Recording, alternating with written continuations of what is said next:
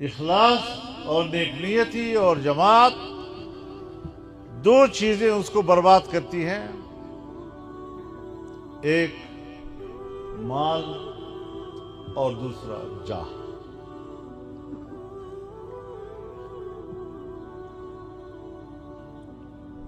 مال اور جاہ، اس کی خواہش، اس کو حرص کہتے ہیں،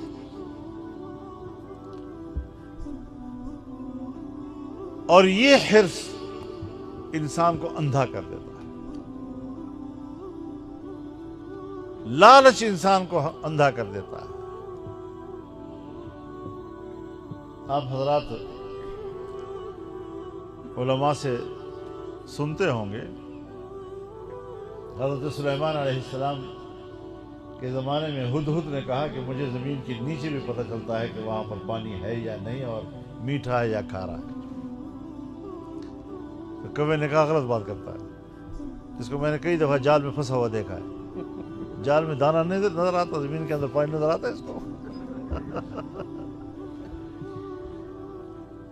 تو اگرچہ انہوں نے یہ کہا کہ ہاں یہ بھی ہوتا ہے، لیکن یہ اللہ کی طرف سے مقدر ہوتا ہے، باقی جو صلاحیت اللہ نے ہمیں دی ہے وہ اپنی جگہ پر صحیح ہے۔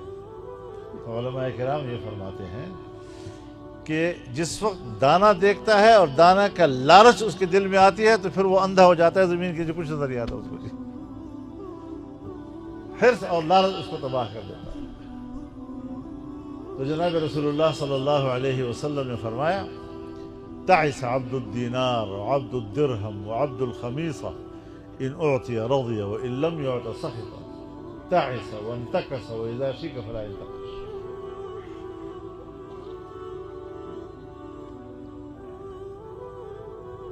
وہ شخص ہلاک ہوا، منہ کے بل گرا،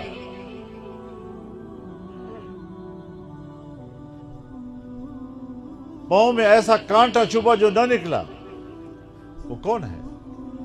تعس عبد الدینار وعبد الدرہم وعبد الخمیصہ، جو روپے پیسے کا غلام ہے اور جو لباس کا غلام ہے۔ کچھ حضرات لباس سے وردی مراد لیتے ہیں، کہ وردی عہدے کا ایک علامت ہوتی ہے۔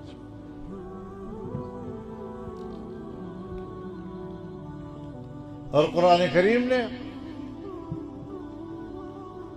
یہ صفت منافقین کی بیان کی ہے کہ مال غنیمت میں کچھ مال مل جاتا، ان اعطوا منها رضوا وان لم يعطوا منها فهم له ساخطون۔ اس طرح ہے نا کہ اگر مال مل جاتا ہے، مفاد مل جاتا ہے تو راضی ہیں، اور اگر نہیں ملتا تو ناراض ہو جاتے ہیں۔ مسلمان منافق نہیں ہوتا،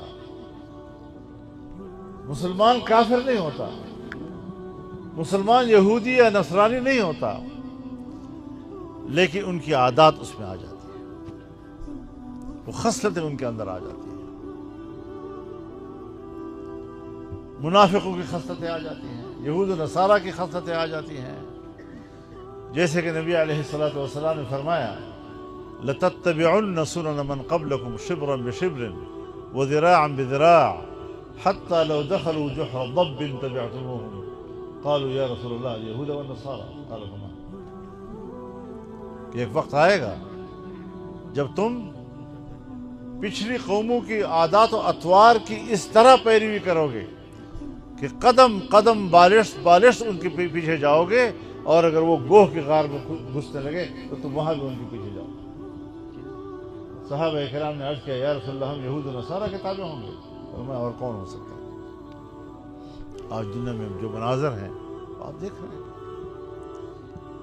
جب آپ نے فرمایا تھا اس وقت پیشن گوئی تھی، میرے اور آپ کے دور میں ہم مشاہدہ کر رہے ہیں ایسے حالات۔ تو رسول اللہ صلی اللہ علیہ وسلم جو صادق اور امین تھے، اس نے ہمیں یہ نظام عطا کیا۔ اللہ رب العالمین نے ہمیں یہ نظام عطا کیا، ایک کامل اور مکمل دین۔ الیوم اکملت لکم دینکم، تعلیمات و احکامات کے لحاظ سے ایک کامل اور مکمل نظام اللہ نے عطا کیا. وَأَتْمَمْتُ عَلَيْكُمْ نِعْمَتِي، اور میں نے اپنی نعمت تم پر تمام کر دی. اتمام نعمت، ہمارے علماء نے اس کی تعبیر کی ہے کہ یہ دین کامل کا اقتدار اور اس کی حکومت کا نام ہے. جب حکومت آئے گی تو حکومت اس کو نعمت تام کہا جائے گا. اور جب حضرت یوسف علیہ السلام نے اپنی قمیص اپنے والد کی طرف بھیجی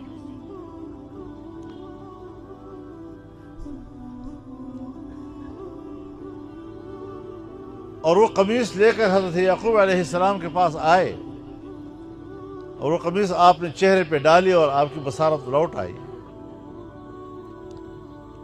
تو پوچھا کہ یوسف کو کہاں چھوڑا ہے؟ تو انہوں نے کہا کہ وہ تو ملک مصر کا بادشاہ ہے. تو پوچھا کہ علی ای دین ترکتا، جب وہ بادشاہ ہے تو کس دین پر چھوڑ کے آئے ہو اس کو؟ تو اس نے کہا علی دین الاسلام، میں دین اسلام کے حوالے سے ان کو چھوڑ کے آیا ہوں. اس نے اللہ کا دین نافذ کیا ہے. تو حضرت یعقوب علیہ السلام نے فرمایا الآن تمت النعمہ، بس اب اللہ کی نعمت مکمل ہو گئی. وَأَتْمَمْتُ عَلَيْكُمْ نعمتی.